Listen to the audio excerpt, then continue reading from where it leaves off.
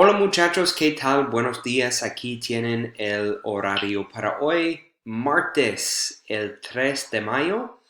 You did have homework due for today. It was to complete the Quizlet practice for Chapter 4B. You do have until midnight tonight to complete that for full credit. Learning targets for today, we're starting a new chapter, Capítulo 4B, in which you will learn how to listen and read about family celebrations, talk and write about how your family used to celebrate holidays, and then share info about where, with whom, and how you used to celebrate holidays as a child. So using the vocabulary that you reviewed in anticipation of today's class, you use that vocab to complete your warm-up for today. And for today's warm-up, indicate how you greet each of the following people using the key vocabulary from pages 212 and 213. So let's go ahead and pull that up, take a look. And mainly we're looking at these means of communicating and embracing one another. Darse la mano. Darse la mano. It's to shake hands. Besarse. Besarse. Is to kiss, very common in Spanish-speaking countries, to give a kiss on either cheek. Abrazarse. Abrazarse. Showing brotherly love. Abrazarse is to hug or literally embrace one another. On the next page, I believe you have a few more. Sonreír is the verb to smile. So as simple as smiling. Oh, forgive me, not on that page. I'm sorry, all on 212. Sonreír is the verb to smile. It shows up here. Con permiso. ¿Dónde está? A ver, sonreír, allá está. Sonreír. Is to smile. And all of these have reflexive pronouns because these are actions that are reciprocal. We'll look at that in this chapter. We talked about reflexive verbs and why they need a reflexive pronoun because they're done to or for ourselves. Well, we can also use reflexive pronouns when we're talking about actions that are done reciprocally between two people. So for your warm-up for today, using those vocabulary terms, those actions, ¿Cómo te saludas? How do you greet, or how do you salute, literally, the following groups of people using those expressions from page 212. So take a look at the example. Generalmente, ¿cómo saludas a tus primos? Generally, how do you greet your cousins when you see each other? You're going to start off by saying por lo general, generally. You can start off with generalmente as well. And then whatever verb you're going to pick from page 212, I want you to conjugate that verb in the nosotros form. Because you're saying, hey, this is what we do to each other. This is how we greet each other in the nosotros form. So, abrazarse, to embrace or to hug, in the nosotros form would be nos abrazamos. We hug each other. Generalmente nos abrazamos. And again, primos are cousins. Next example, generalmente, ¿cómo saludas a tus hermanos? How do you greet your siblings? Do you acknowledge one another at all? I guess it depends on the relationship. Por lo general, nos decimos means we say to each other. Decir is the verb to say. I don't know if it shows up. Here we are. Decir, but conjugated in the nosotros form. Nos decimos hola, ¿qué tal? Meaning what's up, what's going on. ¿Cómo estás? You guys know means how are you? So there are a couple of examples there. Following those examples, utilizing the vocab on page 212, how do you greet the following people? Number one, generalmente, ¿cómo saludas a tus amigos? Número dos, generalmente, ¿cómo saludas a tus padres? Número tres, ¿cómo saludas a tus compañeros de clase? Compañero de clase is a classmate. And then generalmente, ¿cómo saludas a tus vecinos? Choose one of those verbs from page 212. Take a look at page 80. refresh your memory on how to conjugate reflexive verbs. We'll do that again in this chapter. Remember how they utilize reflexive pronouns,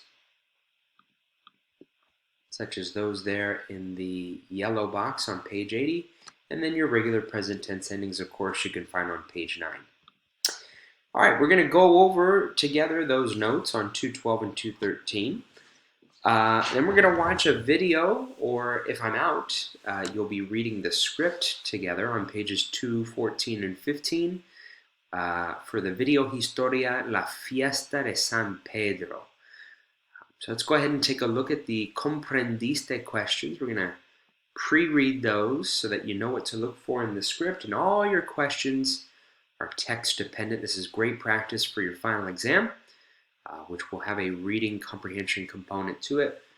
And to be fully transparent, it's probably going to be one of the readings or videos, scripts that we've looked at in one of the chapters from semester 2. So let's go ahead and take a look at La Fiesta de San Pedro en la página 214 y 215. So chapter 4b is all about celebrations, right? 4a, we were talking about what we were like when we were kids. You got your project that's due coming up next week that you're going to submit, your autobiographical presentation. Don't forget about that. 4b is about holidays, celebrando los días festivos, celebrating holidays or festive days, literally. And so we've established what our goals are for this chapter, to talk about family celebrations, how you used to celebrate holidays, and then exchanging information about with whom, how you celebrated, and where you used to celebrate holidays as a kid. So 214, La Fiesta de San Pedro is a holiday, traditional holiday, in País Vasco. So you'll see in the video, you'll read in the script, País Vasco is in the north central region of Spain. It is the last region of Spain that has remnants of the Arabic, the Moor population that occupied the Iberian Peninsula in the 8th century, in the 700s. And Basco is the language that they speak there.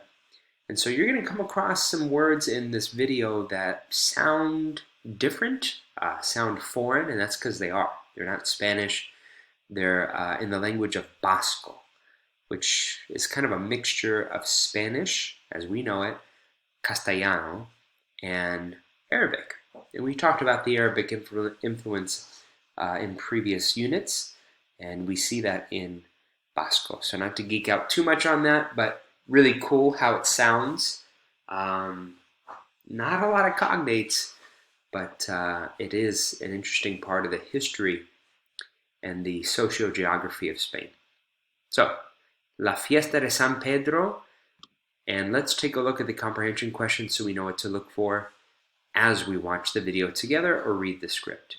Número 1. ¿Por qué conocía Ignacio este día festivo? Why did Ignacio know about, conocer is the verb to know, why did Ignacio know about this holiday? Number 1 is probably going to come in the beginning of the script, and I haven't erased from previous class the answer. There it is right there. De niño iba ahí con mi familia todos los veranos. How does he know about this holiday? De niño iba ahí con su familia. If we want to write it as a response, in vez de mi familia, con su familia, with his family, every summer. He went there every summer as a kid, right? That's the verb ir, to go, in the imperfect. We're going to see the imperfect used again in this chapter. So you can find all the answers throughout the script. I'll just continue sharing with you what they're asking. ¿Cómo empezaba el día? How did the day begin? ¿Cómo empezaba? What were the events in the beginning of the celebration? Número 3. ¿Qué tipo de instrumentos tocaban los músicos? What kind of instruments did the musicians use to play? And these can be short answer responses in your notes, or again, we're in quarter 4. We have a month left in the year. You guys, in the fall, many of you are going to be continuing into level 3. You need to get in the habit of responding in complete sentences. Los músicos tocaban, pa pa pa pa pa pa pa pa. El día empezaba, pa pa pa pa pa. Right? Ignacio conocía este día festivo porque. Remember, start with the subject that's in the sentence, the person, place, or the thing, the noun, yeah? And then the verb is what's going to come next. Just use what's in the question to formulate your response. Number 4, ¿a dónde iba Ignacio después del desfile? Where did Ignacio used to go after the parade? Desfile is parade. Number 5, ¿qué otros idiomas hablan en Alsasua? What other languages are spoken in Alsasua? Número 6, ¿qué es la chitzora? ¿Qué es la chitzora? That's a Basque word. Número 7, ¿qué hacía la gente después de comer? What did the people used to do after eating? Number 8, según las fotos, ¿cómo se viste Ignacio para ir a la celebración? According to the pictures, how does Ignacio dress for the celebration, for going to the celebration? And then number 9, ¿qué le falta a Javier? What is Javier missing? Short answer is okay, if that's all you can produce. For many of you, however, though, I think you're more than capable responding complete sentences to those. And that will be it for the textbook, y'all. Comprendiste Preguntas 1 a 9, página 215. Your homework, we're going to go ahead and start toward the end. And thank you for waiting patiently if you've been watching this video for the sole purpose of the instructions for the homework. But let's take a look at that. Pure interview activity. De niño como eras. Now remember, you got your project due at the beginning of next week. So this is an interview activity I wanted to do for those of you that maybe haven't given some thought to your project yet. It's a interview activity. You guys are going to go around. There are 5 questions. These are the 5 questions that you have to answer for your project, and you can go into Canvas. Oops, that's LMC Canvas. Forgive me. We need Liberty Canvas. And in Liberty Canvas, you will find that the instructions, everything's popping up, sorry about that. The instructions for your project, autobiographical presentation, are in there. If you go into modules, and at the very end of the 4A module that we just finished, or maybe perhaps at the very beginning, I think I gave it to you at the beginning to think about, you'll find the rubric there that walks you through the 5 questions that you're answering for your project, and then the criteria, quantifiably what you need to include. What questions you need to answer and how much do you need in terms of a response. So video instructions for that project are there. The rubric that I'm referring to is right there, and then some examples for you to model your project after as well. But basically, you can use that as a reminder for how to respond to the questions for this interview activity. So I'm going to pull that up again. Como eras is asking what were you like? The magic number for this interview activity is 3. So for these questions, como eras, you're gonna ask a different person for each question, right? You're going to go around the room, as we always do with this activity, find someone who can give you 3 adjectives that best describe them. You're going to write their name, and you're going to write the 3 adjectives that they use. So you're going to do that for 3 different people for that same question. For your project, you need 5 adjectives, but for this, we're going to make it easy. The magic number is 3. Number 2, ¿cómo era tu familia? Find 3 different people for each box, a different person, and have them give 3 adjectives that describe their family. For the third question, ¿Qué te gustaba hacer en tus ratos libres? What are some things you used to like to do in your free time as a kid? Again, the magic number is 3. A different person for each of those boxes. And then write down 3 verbs. You can conjugate them in the imperfect. You can leave them in the infinitive. But the magic number there is 3. ¿Qué era tu materia favorita en la escuela y por qué? I need a subject, 1 verb, and 1 adjective. Matemáticas, trabajar con números, fácil. Arte, dibujar, divertido. Educación física, practicar deportes, activo. Subject, verb, adjective. For number 4 and number 5, participabas en un club de deporte.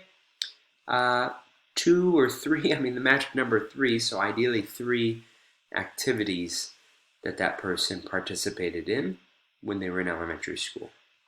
So that is the interview activity, just to get you to think about that project, the autobiographical presentation that again is due at the beginning of next week. That is your only homework, to submit that interview activity. If you're not able to finish, not able to get full 15 different people, then you guys are certainly welcome to ask people outside of class, but please make sure to submit that complete the next time I see y'all.